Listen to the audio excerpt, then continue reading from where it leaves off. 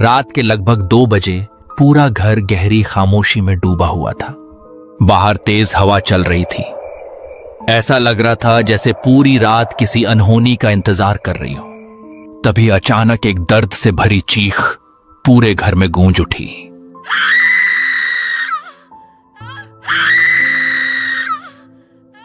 वह चीख इतनी भयानक थी कि सुनते ही हर किसी की रूह कांप जाती।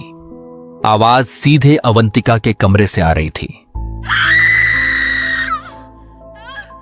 ऐसा लग रहा था जैसे वह किसी असहनीय दर्द से तड़प रही हो। उसकी चीखें लगातार पूरे घर में गूंज रही थीं और हर चीख के साथ घर का माहौल पहले से भी ज्यादा डरावना होता जा रहा था। मुकेश और अंजलि अपने कमरे में गहरी नींद में सो रहे थे। दोनों की आंखें एकदम से खुल गईं। अंजलि घबराकर बिस्तर पर उठ बैठी। उसकी सांसें तेज चलने लगीं। मुकेश, ये किसकी चीख थी? मुकेश भी पूरी तरह घबरा चुका था। वह कुछ पल तक ध्यान से सुनता रहा। लगता है ये आवाज अवंतिका के कमरे से आ रही है। जल्दी चलो। अंजलि और मुकेश ने बिना एक पल गंवाए तेजी से अपने कमरे से बाहर निकले। अवंतिका की ये हालत देखकर मुकेश समझ नहीं पा रहा था कि आखिरकार उसके साथ हुआ क्या है। अंजलि भी उसकी ये हालत देखकर हैरान हो गई थी। रात बीतने के साथ साथ धीरे धीरे घर में खामोशी लौट आई। अवंतिका के कमरे से बाहर निकलने के बाद मुकेश और अंजलि धीरे धीरे अपने कमरे की तरफ लौट आए।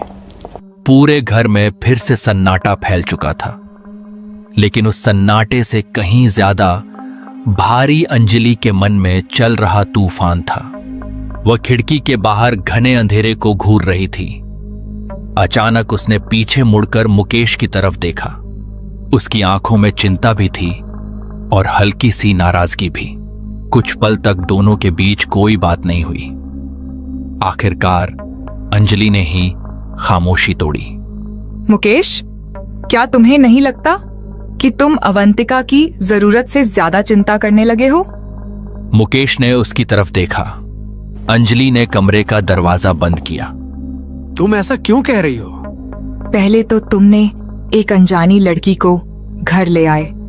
जब से वह इस घर में आई है, मैंने देखा है उसकी हर छोटी बड़ी बात तुम्हें बेचैन कर देती है। अभी देखो, उसकी तबीयत खराब हुई तो तुम खुद घबरा गए। मैं ये नहीं कह रही कि किसी की मदद मत करो, लेकिन हर बात की भी एक सीमा होती है। मुकेश कुछ पल चुप रहा। अंजलि, अगर हमारे घर में रहने वाला कोई इंसान तकलीफ में हो तो क्या मैं उसकी मदद भी ना करूं? उसने इस गांव में किसी का क्या बिगाड़ा है? वह यहां अकेली है, उसका अपना कोई नहीं है। ऐसे समय अगर हम भी उसका साथ छोड़ दें तो वह कहां जाएगी? बात सिर्फ इतनी नहीं है मुकेश। मुझे उसके बारे में कुछ ठीक नहीं लगता। शायद मैं गलत भी हो सकती हूँ, लेकिन मेरा मन उसे स्वीकार ही नहीं कर पा रहा। कभी कभी हमारा मन बिना वजह भी किसी के बारे में गलत सोचने लगता है। मैं चाहता हूं कि तुम उसे थोड़ा समय दो। शायद तुम उसे ठीक से समझ नहीं पाई हो। अंजलि ने गहरी सांस ली। वह जानती थी इस समय मुकेश को समझाना आसान नहीं था, इसलिए उसने बात को वहीं खत्म कर दिया। ठीक है, अब सो जाते हैं। काफी रात हो चुकी है। दोनों अपने अपने बिस्तर पर लेट गए, लेकिन उस रात अंजलि की आंखों में नींद नहीं थी। वह दीवार की तरफ देखती रही। अगली शाम सूरज डूब चुका था। आसमान पर फिर से काले बादल छा गए थे।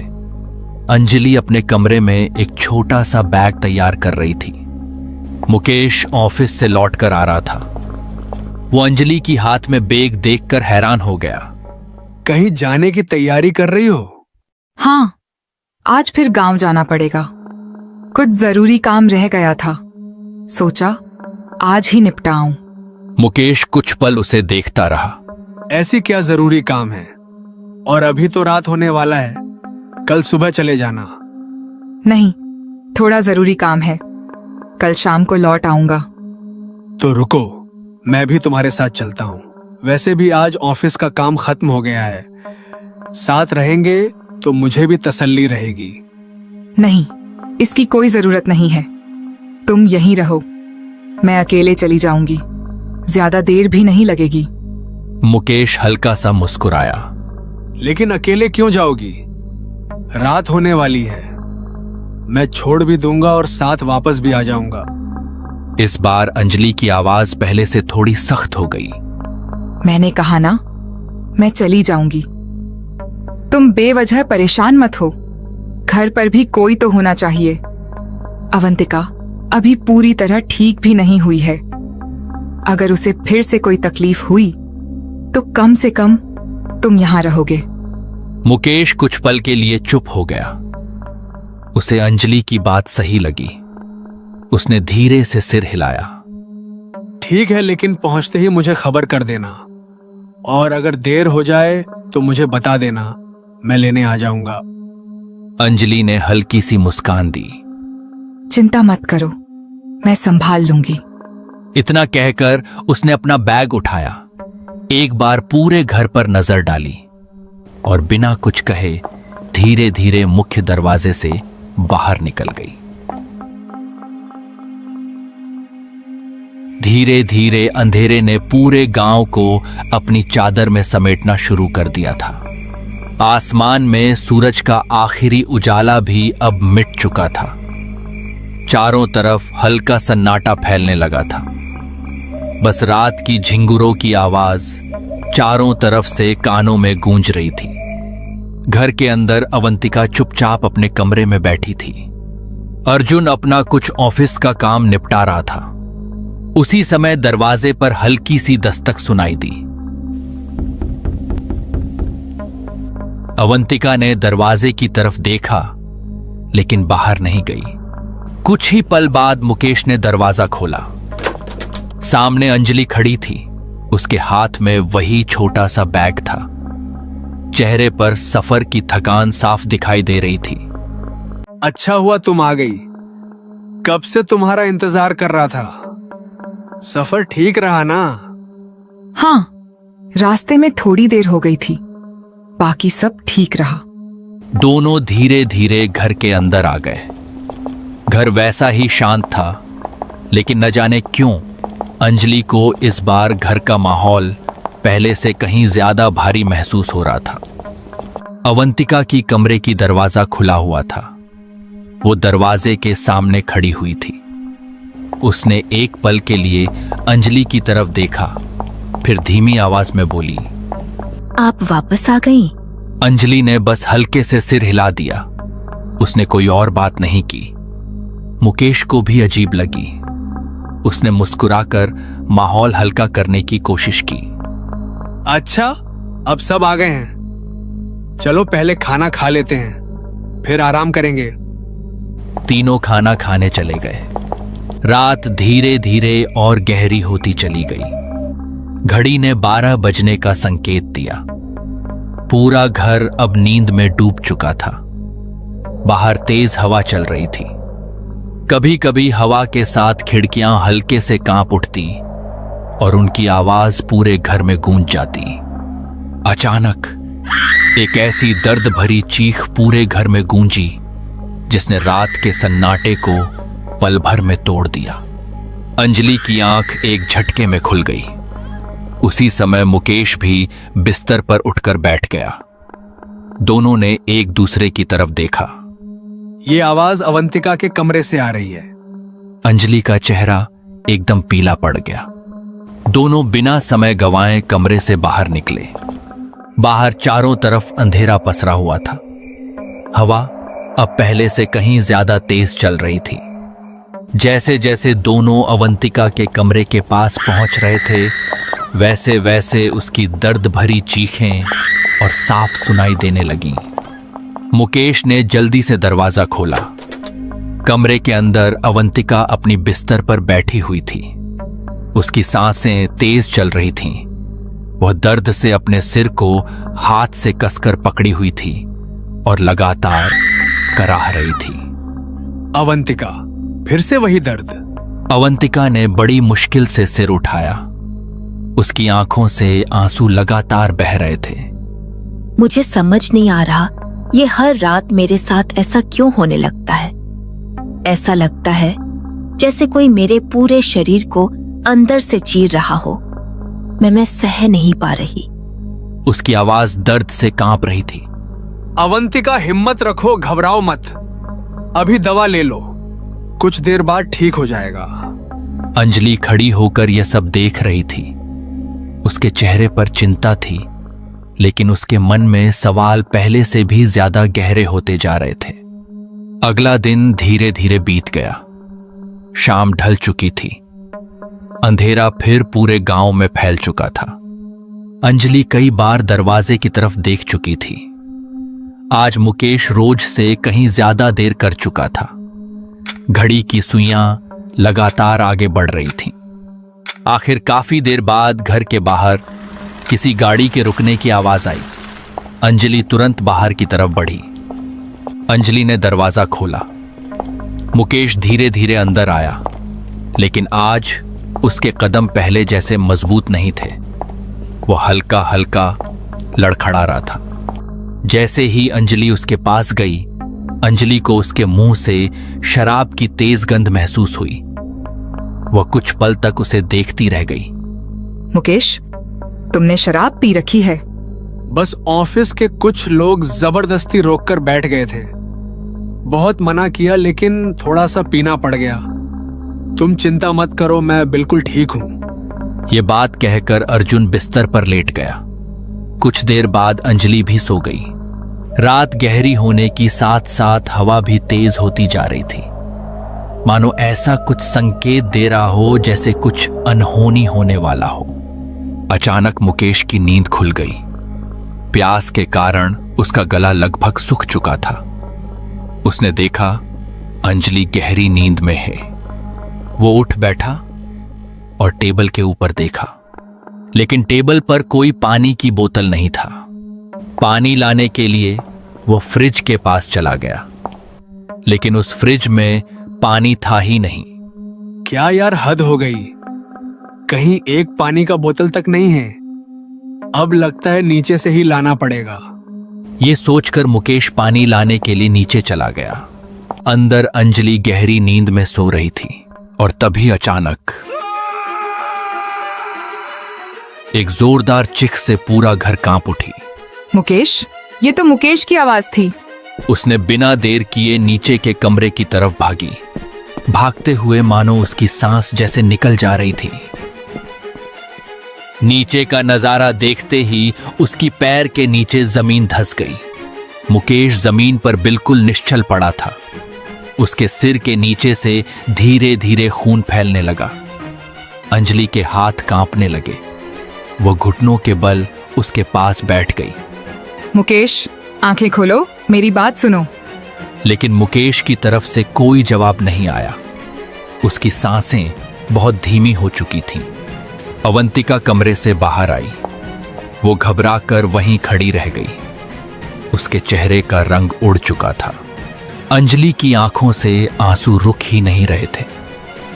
फिर बिना एक पल गंवाए मुकेश को उसी रात अस्पताल ले जाया गया। रात में चारों तरफ सन्नाटा था, बस अंजलि की मन को छोड़ के। वह बार बार भगवान से सिर्फ एक ही प्रार्थना कर रही थी, हे भगवान, बस मुकेश को बचा लेना। अवंतिका चुपचाप बैठी थी। अंजलि के लिए हर समय जैसे रुक सा गया था। हर बीतता मिनट और भारी लग रहा था। कुछ देर बाद ऑपरेशन थिएटर का दरवाजा खुला। डॉक्टर बाहर आए। उनके चेहरे की गंभीरता देखकर अंजलि का दिल जोर से धड़कने लगा। हमें अफसोस है, सिर पर बहुत गहरी चोट आई थी। हमने पूरी कोशिश की, लेकिन हम उन्हें बचा नहीं सके। इतना सुनते ही अंजलि की दुनिया जैसे एक पल में बिखर गई। वह वहीं बैठकर फूट फूट कर रोने लगी। अवंतिका वहीं बैठकर सब देख रही थी। उसने अंजलि को संभालने की कोशिश नहीं की।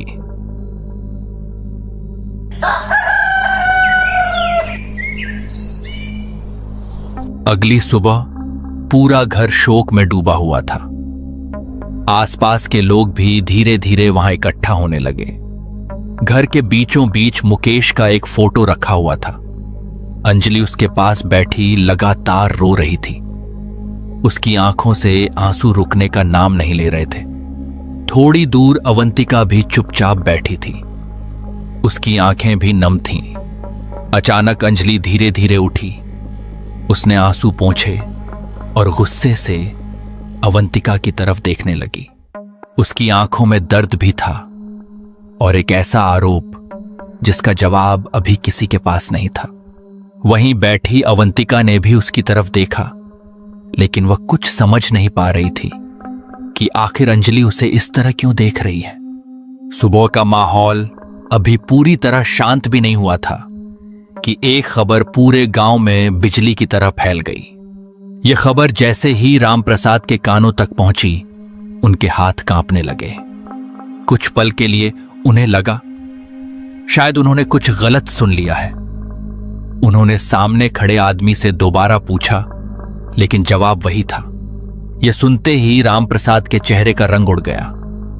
उन्हें विश्वास ही नहीं हो रहा था कि जिस लड़के को उन्होंने बचपन से अपनी आंखों के सामने बड़ा होते देखा, आज उसके बारे में ऐसी खबर सुनने को मिलेगी।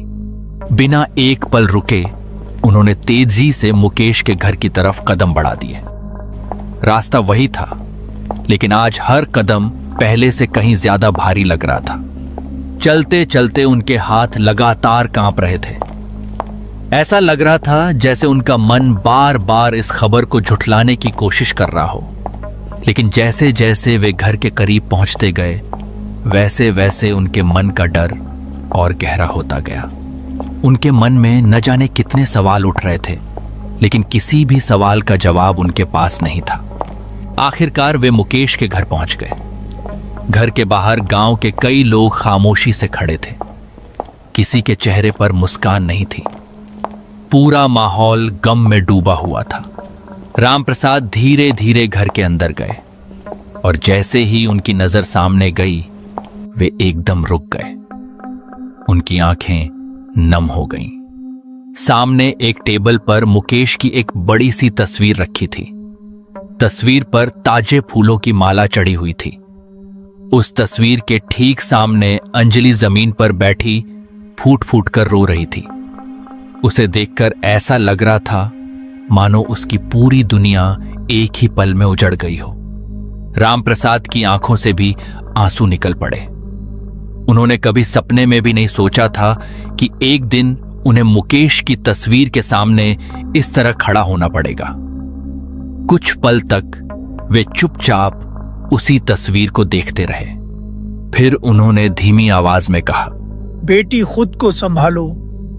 मैं जानता हूं यह दुख बहुत बड़ा है, लेकिन जो हो गया उसे बदला नहीं जा सकता। अगर तुम इस तरह टूट जाओगी तो खुद को कैसे संभालोगी? हिम्मत रखो, भगवान तुम्हें यह दर्द सहने की शक्ति दे। अंजलि लगातार रोती रही। कुछ देर बाद उसने किसी तरह अपने आंसू पोंछे। रामप्रसाद ने गहरी सांस ली। लेकिन बेटी, आखिर यह सब हुआ कैसे? कल तक तो सब ठीक था। आखिर एक ही रात में ऐसा क्या हुआ कि आज मुकेश सिर्फ एक तस्वीर बनकर रह गया? अंजलि ने तस्वीर की तरफ देखी। उसकी आंखें फिर भर आईं। कुछ पल तक वह कुछ बोल ही नहीं पाई। फिर कांपती आवाज में उसने कहा, कल रात मुकेश ऑफिस से बहुत देर से घर लौटे थे। उसकी आवाज कांप रही थी। हर शब्द के साथ उसकी आंखों से आंसू लगातार बह रहे थे। रामप्रसाद बिना कुछ बोले उसकी बात ध्यान से सुनते रहे। हम उन्हें उसी रात अस्पताल लेकर गए। डॉक्टर भी पूरी कोशिश करते रहे, लेकिन उनकी सिर पर बहुत गहरी चोट लग चुका था। उन्होंने कहा, अब उनको बचाना संभव नहीं है। इतना कहते ही अंजलि फिर से फूट फूट कर रोने लगी। घर में कुछ पल के लिए गहरा सन्नाटा छा गया। रामप्रसाद की नजर धीरे धीरे फिर मुकेश की तस्वीर पर जाकर टिक गई। उनके मन में न जाने क्यों एक अजीब सी बेचैनी उठने लगी।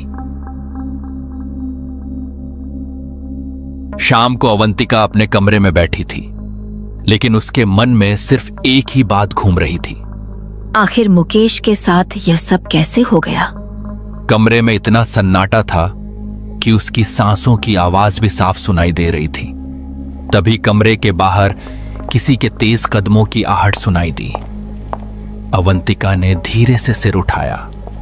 इससे पहले कि वह कुछ समझ पाती, अंजलि गुस्से में दरवाजा खोलकर कमरे के अंदर आ गई। उसकी आंखें रो रो कर लाल हो चुकी थीं। चेहरे पर दर्द था, लेकिन उस दर्द से कहीं ज्यादा गुस्सा दिखाई दे रहा था। यह सब तेरी वजह से हुआ है। अवंतिका एकदम चौंक गई। उसे समझ ही नहीं आया कि अंजलि अचानक ऐसा क्यों कह रही है। वह धीरे से खड़ी हुई। मेरी वजह से? मैं कुछ समझी नहीं। अंजलि की आंखों से आंसू लगातार बह रहे थे, लेकिन उसकी आवाज अब भी गुस्से से भरी हुई थी। जिस दिन से तू इस घर में आई है, उसी दिन से इस घर में अजीब अजीब घटनाएं होने लगी। पहले हर रात तेरी हालत बिगड़ने लगी, फिर घर का माहौल बदल गया, और आज मेरा मुकेश हमेशा के लिए मुझसे दूर चला गया। अवंतिका की आंखें भर आईं। लेकिन मैंने किया क्या है? मैं तो खुद नहीं जानती कि मेरे साथ हर रात ऐसा क्यों होता है। अंजलि ने बिना उसकी बात सुने जवाब दिया। तूने कुछ नहीं किया, सब कुछ तेरी वजह से हुआ है। अगर तू उस रात हमारे घर नहीं आती तो शायद आज मुकेश जिंदा होता। यह सुनकर अवंतिका पूरी तरह टूट गई। उसकी आंखों से आंसू लगातार बहने लगे। मैं कसम खाकर कहती हूँ, मेरा किसी भी बात से कोई लेना देना नहीं है। अगर मुझे जरा सा भी पता होता कि मेरे आने से ऐसा कुछ होगा, तो मैं कभी इस घर की चौखट भी पार नहीं करती। लेकिन उस समय अंजलि किसी की सफाई सुनने की हालत में नहीं थी। दुख ने उसके धैर्य को पूरी तरह तोड़ दिया था। वो गुस्से में लगातार अवंतिका को खरी खोटी सुनाती रही।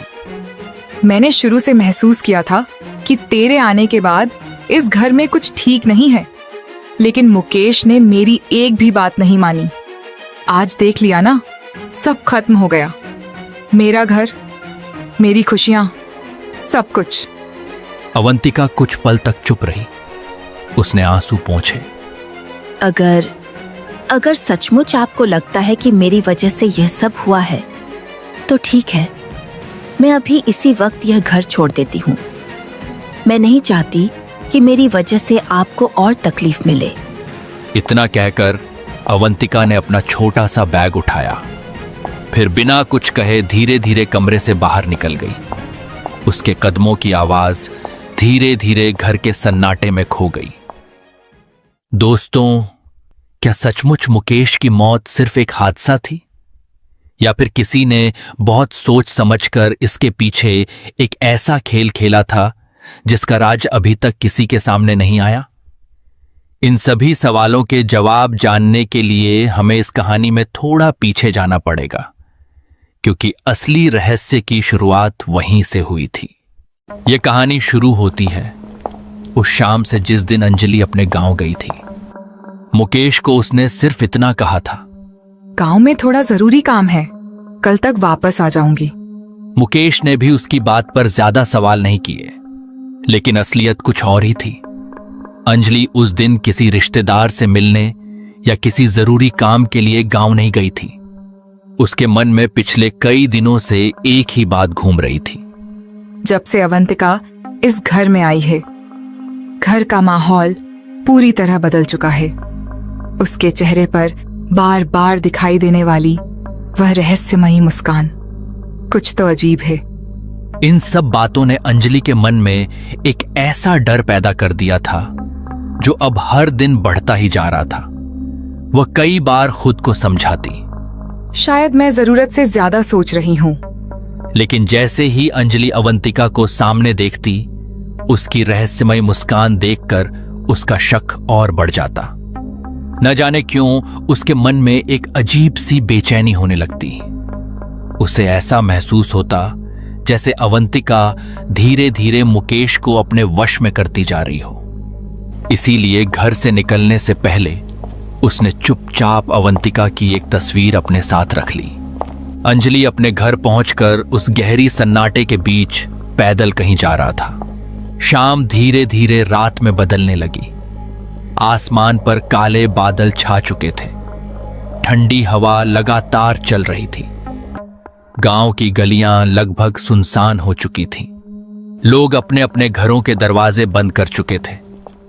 चारों तरफ ऐसा सन्नाटा पसरा था कि दूर कहीं पत्तों के हिलने की आवाज भी साफ सुनाई दे रही थी। अंजलि के कदम लगातार आगे बढ़ रहे थे।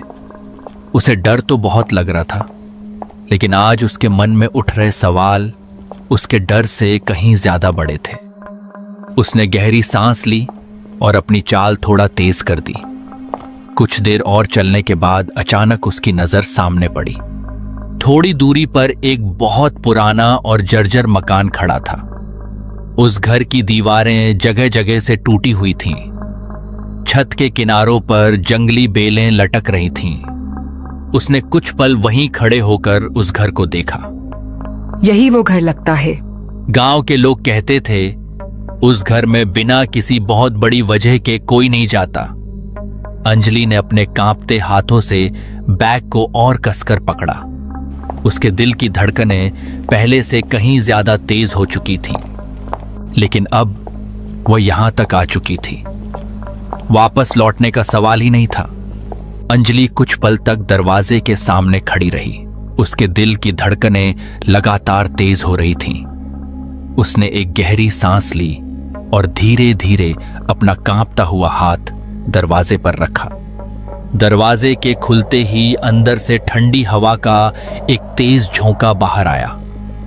उस हवा ने अंजलि के पूरे शरीर में सिहरन दौड़ा दी। वह कुछ पल वहीं खड़ी रही, फिर हिम्मत जुटाकर धीरे धीरे घर के अंदर कदम रखा। जैसे ही उसने अंदर नजर उठाकर देखा, वह एकदम ठिठक गई।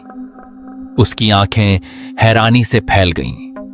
पूरा घर घने अंधेरे में डूबा हुआ था। ऐसा लग रहा था मानो उस घर में कई वर्षों से सूरज की रोशनी ने कदम ही न रखा हो। चारों तरफ सिर्फ अंधेरा था। इतना गहरा अंधेरा कि दूर खड़ी चीजें भी ठीक से दिखाई नहीं दे रही थीं। तभी उस अंधेरे के बीच उसे एक आदमी दिखाई दिया। वो बिल्कुल स्थिर बैठा हुआ था। उसने पूरे शरीर पर काले रंग के कपड़े पहन रखे थे। उसका सिर थोड़ा झुका हुआ था और उसके होंठ लगातार कुछ मंत्र पढ़ रहे थे। यह दृश्य इतना अजीब और डरावना था कि अंजलि के कदम वहीं रुक गए। कुछ पल तक वो बिना कुछ बोले बस उसे ध्यान से देखती रही। उसकी हिम्मत नहीं हो रही थी कि एक भी शब्द बोले। और तभी आओ बेटी। ये सुनते ही अंजलि चौंक गई। आप मुझे जानते हैं? उस आदमी के होंठों पर हल्की सी मुस्कान आई।